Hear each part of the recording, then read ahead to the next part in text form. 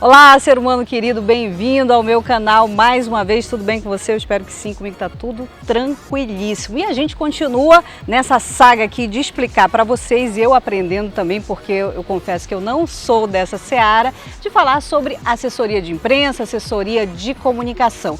Essa é a terceira entrevista da série, a gente vai continuar falando sobre isso, respondendo as perguntas de vocês que são inscritos aqui no canal. E hoje a gente vai conversar com um super craque dessa área de assessoria, alguém, olha, que tem muita bagagem aí, muita história para contar. Se liga que está começando mais um vídeo, mais um episódio aqui no canal da Marcela Rosa.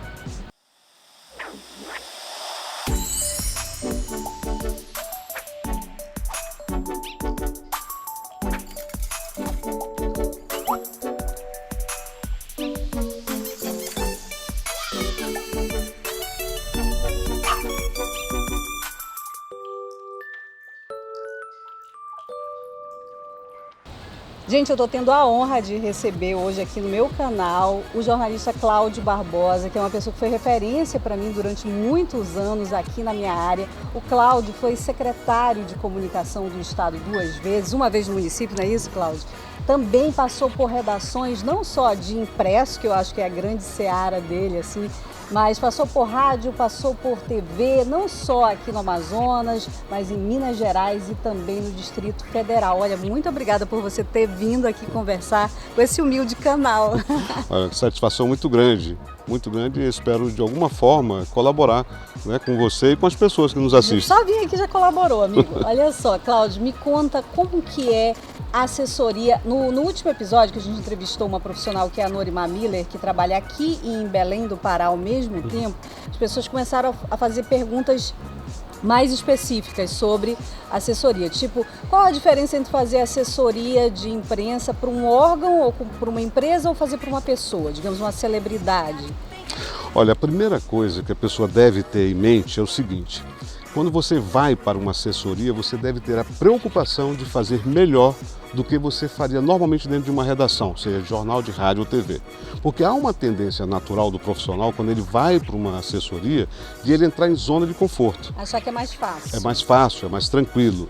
Pelo contrário, para que o material dele se torne interessante para a mídia, o material dele precisa ser melhor, em algumas, se possível, para que ele tenha acesso à mídia e não entrar em zona de conforto. E faz um acompanhamento diário, por exemplo, eu vou, digamos, assessorar teoricamente uma estrela, uma Anitta da vida, sei lá, uma atriz famosa, uma personalidade. Você meio que vira companheiro diário da agenda daquela pessoa? Como é que funciona você tem que conhecer profundamente a pessoa e você tem que estabelecer aonde você quer chegar e qual é o objetivo da pessoa, né? Para que você possa fazer, porque às vezes há uma diferença entre aquilo que você acha, aquilo que você almeja e a pessoa, que é o objeto do teu trabalho. Então você tem que estar muito alinhado com o objetivo da pessoa. Então qual é a meta? A meta é ter um avanço significativo aonde? Na TV, é no rádio, é no impresso, é na mídia digital, é no norte, é a partir daí que você vai alinhando e aí você vai municiando a pessoa com ideias, com sugestões e procurando ouvir. Você não pode ser autoritário e nem ter a postura de que você sabe tudo. O profissional que diz que sabe tudo, ele está correndo sérios riscos de ficar parado e de errar muito. Cláudio, agora a gente vai para uma especialidade sua, digamos assim, que é a assessoria da área política, né? É muito difícil, né? Não, eu nunca me atrevi para essa área, mas eu acredito que seja assim, você precisa estar muito consciente para não arriscar ali a tua carreira também. Com certeza. Eu entrei nessa área quase que ao acaso. Eu era um jornalista acostumado a cobrir instituto de pesquisa, universidade, e terminou que eu entrei. E depois que você entra, é muito difícil. Então, eu fiz assessoria para deputado federal, eu fiz assessoria para deputados estaduais, fui diretor da Assembleia, de comunicação da Assembleia, e é uma área extremamente difícil. Político, você fazer assessoria para político é um desafio diário. Os políticos cobram, os políticos são vaidosos, os políticos precisam ocupar espaços e você tem que estar muito preparado para atender essa expectativa. Então você tem que descobrir, você tem que construir discursos às vezes, né, para que esse discurso chegue aonde eles querem, que é o eleitor. Então você tem que estudar, né? Estudar, Marcelo, é uma questão fundamental. Com certeza. O profissional que está querendo entrar no mercado, o profissional que está no mercado, ele não pode parar de estudar.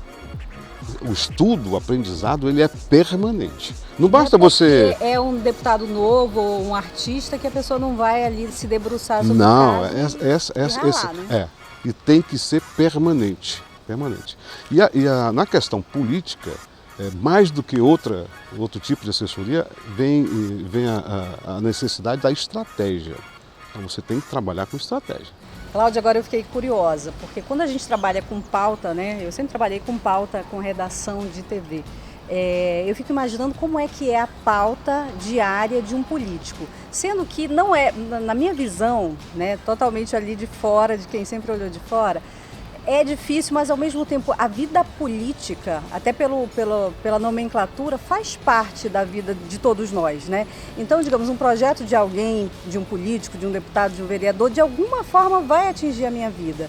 Então, como que o assessor de imprensa trabalha isso? Tipo, de trazer aquela pauta que é política para a vida das pessoas e aí atingir o objetivo do assessorado? Olha, eu costumo dizer que quem mexe com comunicação, jornalista, seja radialista, quem está envolvido em comunicação, tem que procurar olhar em 360 graus. Você não pode olhar 180, 90, não, você tem que olhar em 360 graus. É o contexto sempre. É o contexto sempre. E aonde você está. Se você vai com um político para Parintins, qual é o discurso para Parintins aqui no Amazonas? Se você vai para Maués, é o mesmo discurso ou tem que ser outro? Se é capital, se ele é um político das massas mais populares ou se é um político que atua num outro segmento. Então, para cada segmento, para cada situação, você tem que estar preparado a construir o discurso necessário. E isso é um desafio permanente, diário. Agora, como é que você enfrentava? Eu já vi muitos colegas, inclusive, desistirem quando pega aqueles cabras assim meio esquentados, aquele político meio grosseirão, que não é muito difícil aqui na nossa região, para falar a verdade, no Brasil, né? Olha, Porque você é um cara super diplomata, assim, eu nunca vi você gritar com ninguém. Eu fico imaginando você com esses equinos que a gente tem por aí. Olha, faz parte da atividade. É claro que eu sempre estabeleci uma relação profissional de respeito. Nossa, de respeito com todos. Mas já teve um assim que você disse, não, deputado, desculpa, vou embora, não dá para trabalhar com o senhor. Olha, em determinadas situações eu já saí de algumas assessorias, mas saí na boa, né? Eu cheguei no meu limite, você não precisa brigar. Então você faz a sua opção profissional. Eu vou até o limite profissional. Mas tem isso, não tem? Tem muito, tem muito. Mas aí, o que é que eu digo para o profissional? Você tem que estabelecer uma relação profissional de respeito. Eu não sou amigo de que um acessório, eu sou um profissional a serviço dele. Isso é super importante. Essa questão de ser amigo, jogar dominó, eu jogo dominó muito mal, por sinal, com meus amigos. Você entendeu? Mas na relação... Comer tucumã. Não, mas a relação profissional... Só quem é daqui vai entender, né? Mas tem que ser uma relação profissional, de respeito, né? De respeito de você, de dedicação. Quer dizer, a minha dedicação profissional é total, dentro do trabalho, aquele que eu estou contratado para fazer. Agora, questões pessoais, não. Ok. E agora eu queria que a gente pudesse saborear um pouquinho aqui da tua experiência, né? Porque às vezes eu conto as coisas aqui, como a meninada é muito jovem, eles acham assim, nossa, é muito velha, oh, não, como? Então, tal ano você já fazia isso? Meu amor, experiência aqui com esse senhor, ele realmente sabe das coisas. Como é que você começou?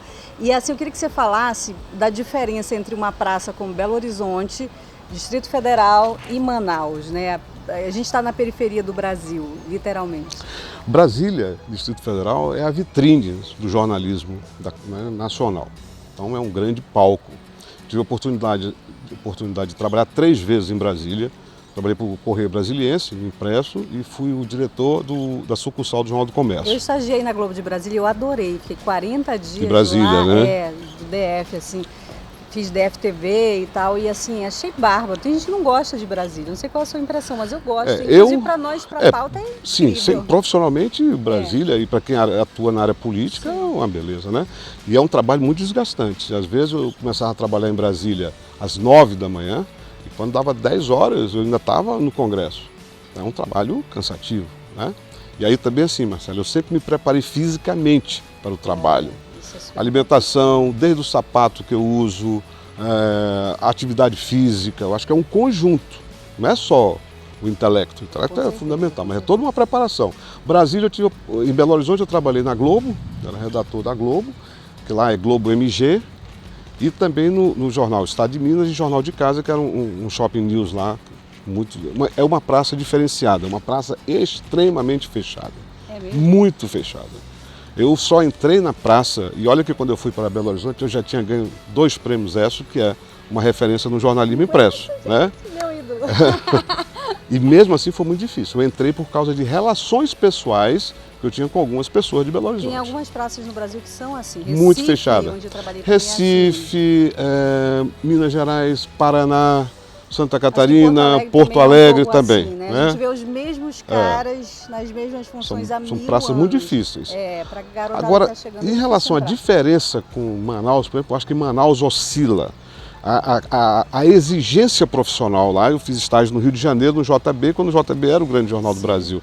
É uma diferença mais, é uma exigência mais dura. O mercado de Manaus, eu acho que ele tem certas fragilidades, que foram melhorando aqui e acolá, você teve avanços. Você acha que isso se dá muito? A gente já está fugindo totalmente do assunto de assessoria, vou pedir uma licença aqui, né, para falar sobre isso. Você acha que essa falta, entre aspas, de profissionalismo em regiões como a nossa, é por causa dessa estrutura familiar que domina a comunicação na periferia do Brasil? Eu acho que um pouco. Eu acho que o mercado daqui não é tão exigente quanto o mercado de lá. O próprio consumidor da notícia. O próprio consumidor. Porque a diferença não é só em relação à notícia. Essa diferença também é quanto à exigência de um transporte coletivo. Por exemplo, Belo Horizonte tem um transporte coletivo muito bom, quer dizer, dentro da situação nacional. Tinha um determinado padrão que Manaus só vem alcançar agora, nos últimos 15 anos para cá. Então, quer dizer, essa diferença existe, né? E hoje eu acho que o mercado aqui, do ponto de vista técnico, de acesso a mídias digitais, eu diria que nós estamos bem. Mas você vê que não tem ninguém do norte que seja referência em mídias digitais. Mesmo assim, né? Você tem avanços, domínio de técnicas, melhorou. Do ponto de vista de conteúdo, eu acho que precisa melhorar. Olha, o Cláudio Barbosa, digamos assim, é o CEO do Portal Único, não é isso?